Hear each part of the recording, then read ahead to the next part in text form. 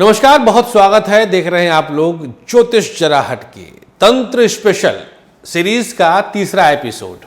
आज चर्चा स्तंभन नामक तंत्र की। स्तंभन तंत्र किसे कहते हैं, कैसे कोई स्तंभित हो जाता है। सबसे पहले इसके शाब्दिक अर्थ को समझने की चेष्टा करते हैं। स्तंभन का मतलब होता है रोक देना।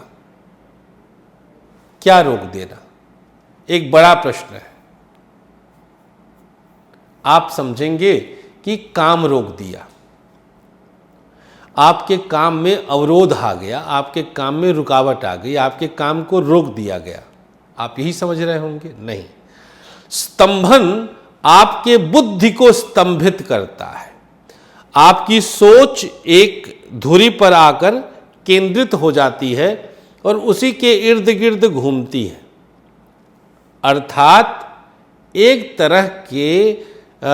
तरह से आपको, आपके दिमाग को ऐसे रोक दिया गया। बहुत बार आप देखेंगे कि आपका दिमाग चलना बंद हो जाता है। आपके दिमाग पर कोई कुठाराघात जैसे हो जाता है। आपकी सोचने की क्षमता प्रभावित हो जाती है। आप मेरा कार्यक्रम देख रहे हैं और आप रियलाइज करिए। अब हम पहले बताते हैं कि यह होता कैसे है। आपकी कुंडली से क्या ऐसा आधार बनता है कि आपकी बुद्धि को स्तंभित किया जाता है किसी के द्वारा करके। पंचम और छठे भाव का संबंध द्वादश भाव से हो जाए, ध्यान दीजिएगा, तो कुंडली में स्तंभन योग का निर्माण होता है। पंचम और छठे भाव का संबंध यदि द्वादश भाव से हो गया तो आप पर स्तंभन क्रिया जरूर होगी। आप स्तंभन क्रिया से जूझेंगे ही जूझेंगे, आप बच नहीं पाएंगे। तो करता कौन है? अब वो करने वाला कोई भी हो सकता है, वो आपका भोग है। लेकिन अगर आपके जन्मांक में ये है तो आप इससे दो दो हाथ करेंगे, मतलब आपको ये झेलना ही पड़ेगा।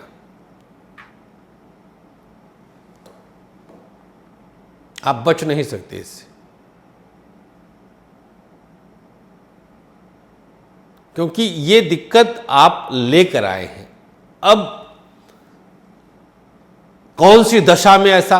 तो पंचमेश, षष्ठेश और द्वादशेश, इन्हीं की दशाओं, अंतर और प्रत्यंतर दशाओं में स्तंभन प्रयोग के आप शिकार होते हैं।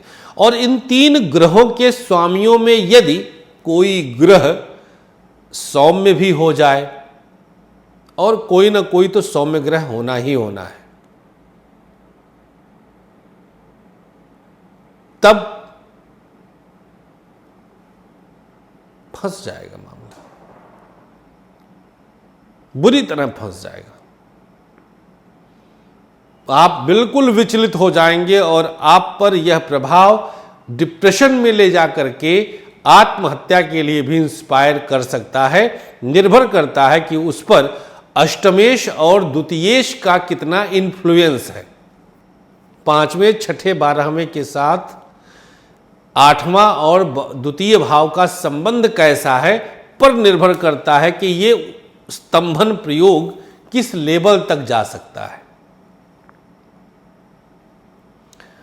तो भैया, आपके जन्मांक में अगर इस प्रकार का दोष है, या आपको लगता है कि आपकी बुद्धि को स्तंभित किया गया है, आपकी सोचने समझने की क्षमता प्रभावित हो रही है, आप पर इस प्रकार की तंत्र क्रिया हो चुकी है, या ऐसा होने लगा है, या ऐसा होता रहा है, कुछ नहीं करना है।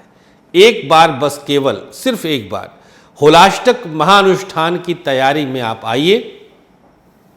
गाजियाबाद में हम 21 मार्च से 28 मार्च 2021 को करवाएंगे। होली के एक दिन पहले तक पूर्णाहुति होगी। और यकीन मानिए, किसी भी तरह के तंत्र बाधा के लिए इससे बेहतरीन मुहूर्त नहीं होता। और हम तो विधि विधान से 8 दिन 8 ब्राह्मण से रात में जाप करवाएंगे और बिल्कुल लिटरली होगा, जिसको हम रियलाइज कराएंगे, ये दावा है। तो कोशिश करिएगा, आप अगर इस प्रकार से झेल रहे हैं तो देर मत करिएगा, क्योंकि यह तंत्र खतरनाक होता है। तो हमने अगले पिछले एपिसोड्स में बताया था मारण प्रयोग, नंबर 2 पे मोहन, मारण मोहन, आज बताया स्तंभन। कल चर्चा करेंगे वशीकरण तंत्र के विषय में, कैसे होता है, कुंडली में क्या योग होते हैं कि कोई वशीकरण का शिकार हो जाता है। बहुत रोचक विषय, बहुत रोचक जानकारी लेकर के आएंगे। और तो हम उम्मीद करते हैं कि आप हमारे कार्यालय के जो नंबर्स चल रहे हैं, मोबाइल नंबर्स, उस पर आप व्हाट्सएप करिए और बताइए कि हाँ, आपको तांत्रिक इस महानुष्ठान का हिस्सा बनना है। बहुत बहुत शुक्रिया आपकी इस मोहब्बत के लिए। अनुमति दीजिएगा, आप यूं ही हमारे साथ अपना प्यार बांटते रहिएगा। नमस्कार, श्री राधे।